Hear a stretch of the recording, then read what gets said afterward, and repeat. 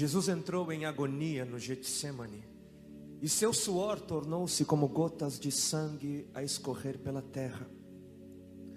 O único evangelista que relata o fato é um médico, Lucas, e o faz com a precisão de um clínico. O suar sangue, ou hematidrose, é um fenômeno raríssimo. É produzido em condições excepcionais. E para provocá-lo é necessário uma fraqueza física, acompanhada de um abatimento moral violento, causado por uma profunda emoção, por um grande medo. O terror, o susto, a angústia terrível de sentir-se carregando todos os pecados dos homens devem ter esmagado Jesus. Tal tensão extrema produz o rompimento das finíssimas veias capilares que estão sob as glândulas sudoríparas, e o sangue se mistura ao suor e se concentra sobre a pele, escorrendo então por todo o corpo até a terra. Qual é o estado de espírito que leva alguém a suar sangue? O terror, o susto, a angústia terrível de sentir-se carregando todos os pecados dos homens devem ter esmagado Jesus. Conhecemos a farsa do processo preparado pelos líderes religiosos, o envio de Jesus a Pilatos e o desempate entre Herodes e Pilatos. Pilatos teve que ceder e então ordenou a flagelação, o chicoteamento de Jesus. Os soldados despojam Jesus, tiram a roupa de Jesus e o prendem pelo pulso a uma coluna do pátio. A flagelação se efetua com tiras de couro múltiplas, sobre as quais são fixadas bolinhas de chumbo e pequenos ossos. Os carrascos devem ter sido 2, um de cada lado e de diferente estatura, e golpeiam com chibatadas a pele já alterada por milhões de microscópicas hemorragias do suor de sangue. A pele se dilacera e se rompe, o sangue espirra. A cada golpe Jesus reage em um sobressalto de dor. As forças se esvaem, um suor frio lhe impregna a fronte, a cabeça gira em uma vertigem de náusea, calafrios lhe correm ao longo das costas. Se não estivesse preso no alto pelos pulsos, cairia em uma poça de sangue. Depois o escárnio da coroação, com longos espinhos mais duros que os de acácia. Os algozes entrelaçam uma espécie de capacete e o aplicam sobre a cabeça de Jesus. Os espinhos penetram no couro cabeludo, fazendo-o sangrar, e os cirurgiões sabem o quanto sangra o couro cabeludo. Pilatos, depois de ter mostrado aquele homem dilacerado à multidão feroz, o entrega para ser crucificado. Colocam sobre os ombros de Jesus o grande braço horizontal da cruz, que pesa uns 50 quilos. A estaca vertical já está plantada sobre o Calvário. Jesus caminha com os pés descalços pelas ruas de terreno irregular, cheia de pedregulhos. Os soldados o puxam com as cordas. O percurso é de cerca de 600 metros. Jesus, fatigado, arrasta um pé após o outro. Frequentemente cai sobre os joelhos e os seus ombros estão cobertos de chagas, de ferimentos. Quando ele cai por terra, a viga lhe escapa, escorrega e lhe esfola o dorso. Sobre o Calvário tem início a crucificação. Os carrascos despojam o condenado, tiram a roupa do condenado, mas a sua túnica está colada nas chagas, nos ferimentos, e tirá-la produz dor atroz. Quem já tirou uma atadura de gaze de uma grande ferida percebe do que se trata. Cada fio do tecido adere, cola a carne viva, e ao levarem a túnica se laceram as terminações nervosas postas em descoberto pelas chagas. Os carrascos dão um puxão violento e há um risco de toda aquela dor provocar uma síncope. Mas ainda não é o fim. O sangue volta a escorrer. Jesus é deitado de costas. As suas chagas se incrustam de pequenos elementos. Depositam-no sobre o braço horizontal da cruz. Os algozes tomam as medidas. Com uma broca é feito um furo na madeira para facilitar a penetração dos pregos.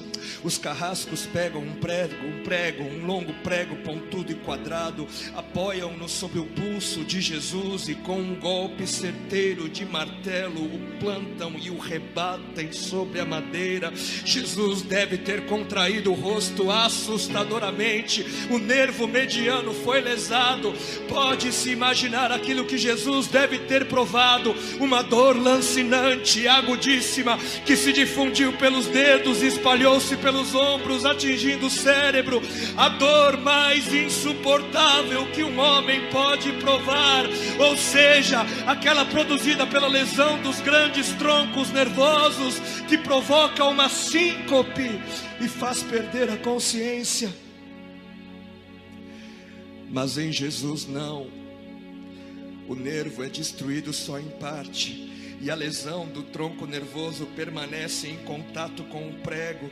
E quando o corpo for suspenso na cruz, o nervo se esticará fortemente como uma corda de violino esticada, e a cada solavanco, a cada movimento, vibrará, despertando dores dilacerantes. Elevam a Jesus. Os ombros da vítima esfregam dolorosamente sobre a madeira áspera. As pontas cortantes da grande coroa de espinhos penetram o crânio. A cabeça de Jesus inclina-se para a frente, uma vez que o diâmetro da coroa o impede de apoiar-se na madeira. Cada vez que o mártir levanta a cabeça, recomeçam pontadas agudas de dor. Pregam-lhe os pés. Ao meio-dia, Jesus tem sede. Não bebeu desde a tarde anterior e estava desidratado pela perda de tanto sangue. Seu corpo é uma máscara de sangue. A boca está semiaberta e o lábio inferior começa a pender. A garganta seca lhe queima, mas ele não pode engolir, tem sede. Um soldado lhe estende sobre a ponta de uma vara uma esponja com bebida ácida de uso entre os militares. Tudo aquilo é uma tortura atroz. De repente, um estranho fenômeno se produz no corpo de Jesus. Os músculos dos braços se enrijecem em uma contração que vai se acentuando. Os bíceps esticados e levantados, os dedos se curvando. É como acontece a alguém ferido de tétano, a isto que os médicos chamam de tetania. Quando os sintomas se generalizam, os músculos do abdômen se enrijecem em ondas imóveis. Em seguida, os músculos entre as costelas, depois os do pescoço e finalmente os músculos respiratórios se enrijecem. A respiração se faz pouco a pouco mais curta. O ar entra, mas não consegue mais sair. Jesus respira com o ápice dos pulmões. Tem sede de ar como um asmático em plena crise. Seu rosto pálido pouco a pouco se torna vermelho, depois se transforma num violeta purpúreo. Jesus é envolvido pela asfixia. Seus pulmões cheios de ar não podem mais esvaziar-se. A fronte está impregnada de suor. Os olhos saem fora de órbita. Mas de repente algo acontece. De repente algo acontece. Lentamente, com um esforço sobre-humano, Jesus toma um ponto de apoio sobre o prego dos pés. Ele esforça-se a pequenos golpes, se eleva, aliviando a tração dos braços. Os músculos do tórax se distendem, a respiração torna-se mais ampla e profunda, os pulmões se esvaziam e o rosto recupera a palidez inicial. Mas por quê? Por que este esforço? Por quê? Porque Jesus quer bradar: Pai, perdoa-lhes porque não sabem o que fazem. E logo em seguida o corpo de Jesus começa a afrouxar-se de novo, e a asfixia recomeça. foram transmitidas 7 frases pronunciadas por ele na cruz, e cada vez que quer falar, ele deverá elevar-se, tendo como apoio o prego dos pés. Inimaginável.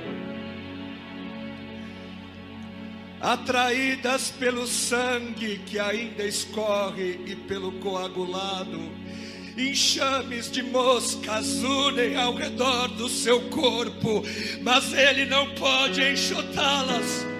Pouco depois o céu escurece, o sol se esconde, de repente a temperatura diminui, logo serão 3 da tarde, e depois de uma tortura que dura horas e horas, todas as suas dores, toda a sua sede, todas as cãibras, toda a asfixia, todo o latejar dos nervos medianos lhe arrancam um lamento: Deus meu, por que me desamparaste?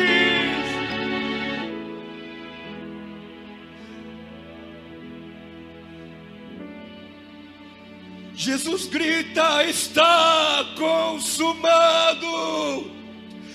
E em seguida, num grande brado, diz: Pai, nas tuas mãos entrego o meu espírito.